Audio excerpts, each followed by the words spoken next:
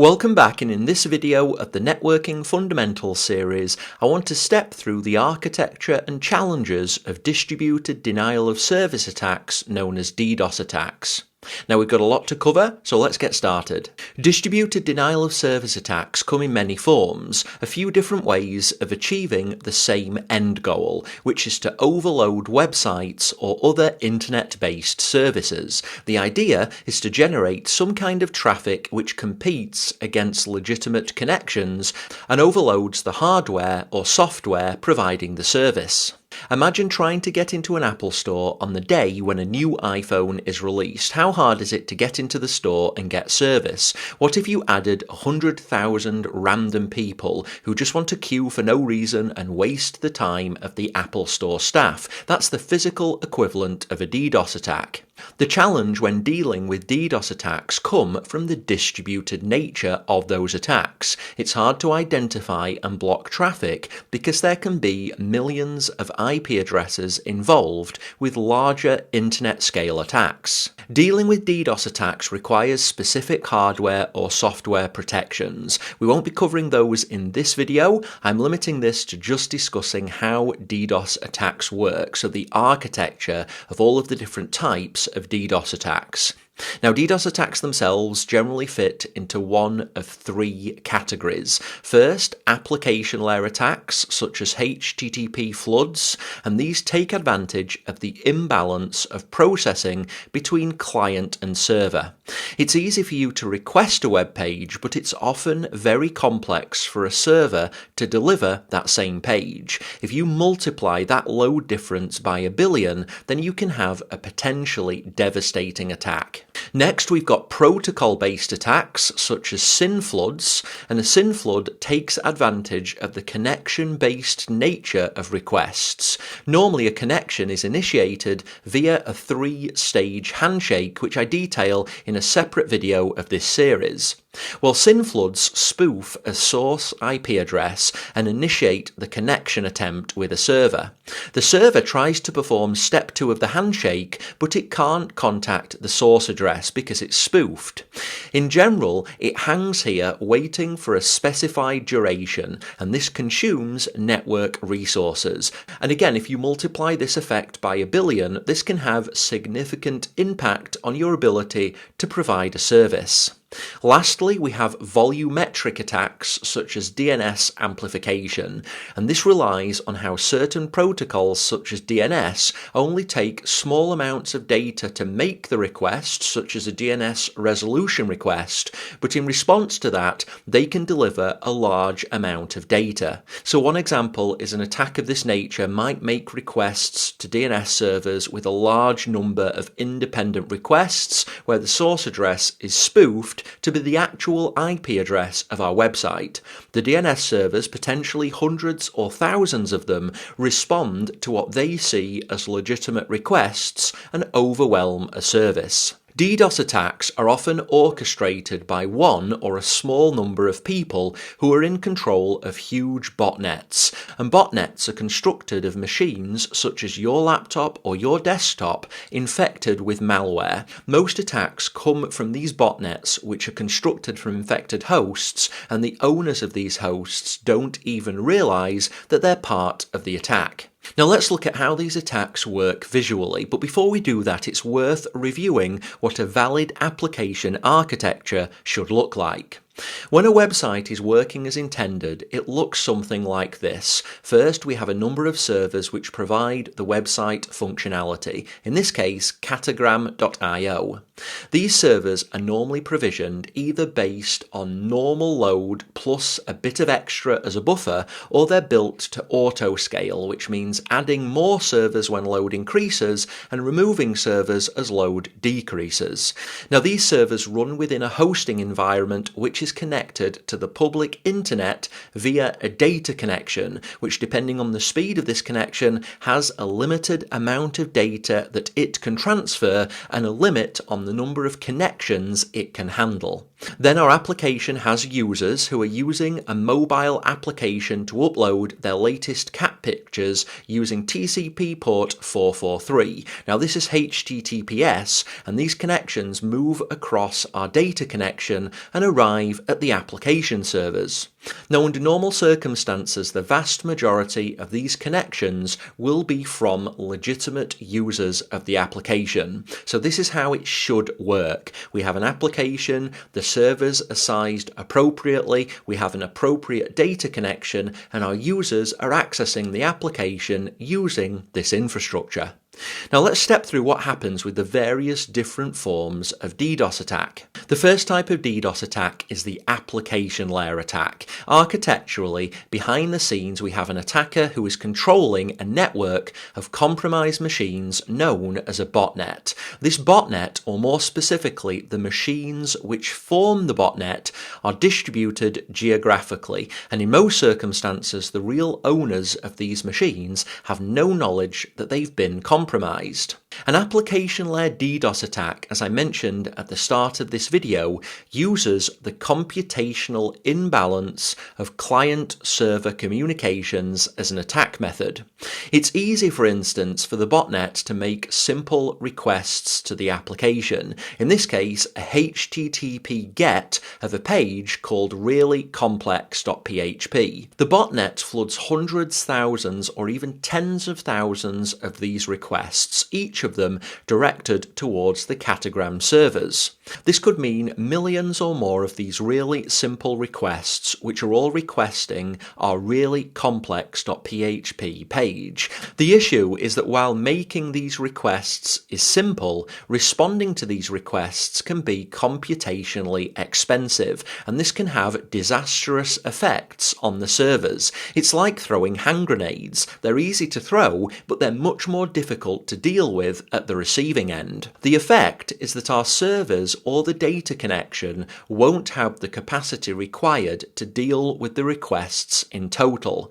The fake attack-based requests will prevent the legitimate requests reaching the servers in a timely way, and this can cause performance issues or failures, essentially a general decrease in service levels. Now, as I mentioned earlier in this video, you can't simply block traffic from individual machines because there can be millions of them, and the data they're sending can in many ways look exactly the same as legitimate traffic, and this is why you have to handle DDoS attacks in a very specific way. Now, at this point, let's move on and take a look at another type of DDoS attack. This time, it's a protocol-based attack. So with a protocol-based attack, we follow the same basic architecture where a single or a small group of attackers is controlling a large botnet, and this botnet is constructed of compromised hosts. Now with a protocol attack such as a SYN flood, essentially what happens is a botnet generates a huge number of spoofed SYNs, and SYNs are the initial part of this three-way connection handshake. So essentially, all of these individual machines attempt to initiate a connection with the catagram.io infrastructure, but crucially, they're using a spoofed IP address. Now, under normal circumstances, if these were real connections, what should happen is our server infrastructure would respond back with SYN ACKs, which are the second part of the three-way handshake. Normally, these connection attempts would be from real IP addresses, so IP addresses which are expecting to receive this second part of the three-way handshake. But because our botnet has initiated these connections with spoofed IP addresses, there won't be anything on the receiving end for our servers to communicate with, and so in this case these requests will simply be ignored.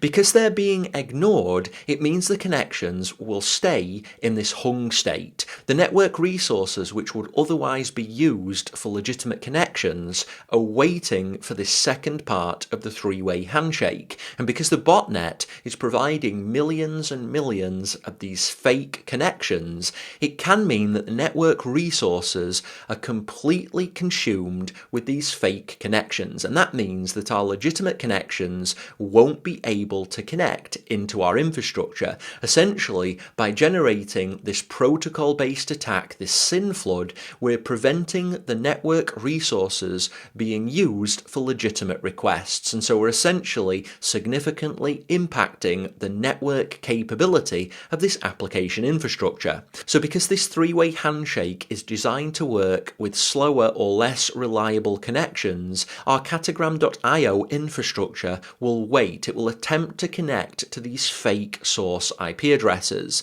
And while these connections are waiting for this second part of the three-way handshake, these resources can't be used for legitimate connections. And so if the botnet is large enough, if it contains a sufficient number of compromised hosts, then it can, in theory, completely take down the service provided by the catagram.io infrastructure. Now let's move on to the third type of attack which I want to cover in this video, and that's known as a volumetric or amplification-based attack. Now this type of attack is still orchestrated by a single person or a small group of people, but with this type of attack the size of a botnet can be much smaller because an amplification attack exploits a protocol data imbalance. So a situation where only a small amount of data is required to initiate a request, but the response to that request is much larger. In this case, our smaller botnet makes a large number of requests to a large number of DNS servers.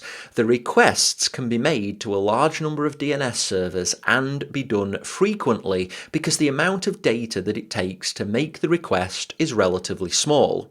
Now the botnet will use a spoofed IP address, and it will use the IP address of our application infrastructure. So rather than the DNS servers responding to the botnet, the DNS servers will all respond to our application servers. Now the volume of data in each of those responses is much larger than the volume of data making the initial query to DNS, and because of this the application servers will be quickly overwhelmed.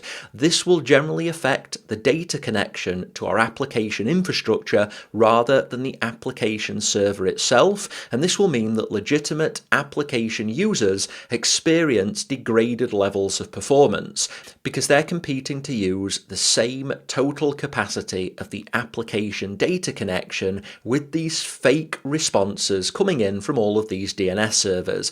So this type of attack does impact our application's ability to provide service because the amount of data that our connection provides is consumed, but it's done so in a way which uses amplification. So rather than the botnet being required to consume the same amount of bandwidth as our application needs to tolerate, this type of attack can use a tiny amount of bandwidth to initiate the attack, but consume a large amount of bandwidth on the application side, and this makes this type of attack ideally suited to take down larger websites or applications. So these are three different common types of DDoS attacks which you might come across as a solutions architect, an engineer, or a developer. The important thing to understand about all types of DDoS attack is they can't be combated with normal network protection. So because of the distributed nature of the attacks, it's not practical to implement single IP address blocks. If you're going to block an entire botnet, then you need to block potentially thousands, tens of thousands, hundreds of thousands, or even millions of IP addresses. What's more, if you use a volumetric or amplification style attack, then the actual machines performing the attack might not even be malicious. In this case, if you're taking advantage of DNS servers using a DNS amplification attack, then these servers, from their perspective, are doing nothing malicious. They're just responding to requests. And so you have to be really careful that in order to mitigate a DDoS attack, you're not actually blocking legitimate traffic or impacting your application's ability to provide a service. If you block all DNS servers, then potentially you can have other issues with your application.